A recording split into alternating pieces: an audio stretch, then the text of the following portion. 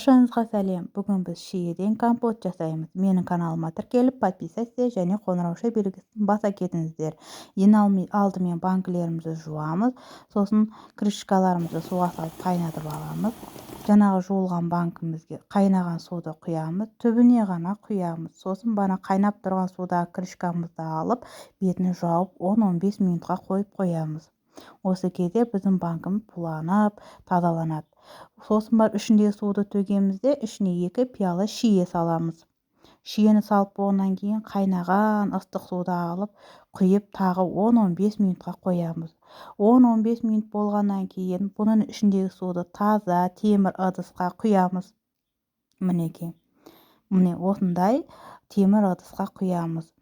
Сол кезде астындағы топырақтар шықпайды. Мінекей осындай ыдысқа құйып қайнатамыз. Қайнағанша біз банағы банкімізге осындай пиалаймен 2 литр банкіге осыны толтырмай құмшекер саламыз, ал 3 литрлік банкілерге оларға осы пиалаймен толтырып құмшекер салып шығамыз. Мінекей, мына бізде бұл пиалаймен 2 литрлікке толтырмай салдым, ал 3 литрлік банкіге осындай толтырып құмшекер саламыз. Тәтті болғанын қаласаңыздар, бұдан да көбірек қып салсаңыздар болады. Енді жаңағы суымыз қайнаған соң осының үстіне құямыз, құмшекер салынған банкімізге құйып шығамыз да, осындай закрывашкамен жауамыз. Мінекей менде дайын болды. Бұл менде 3 күн бұрын дайындаған компотым, атылған жоқ, өте жақсы шыққан. Ал келесі бізде бүгін жапқан банкілеріміз. Сау болыңыздар.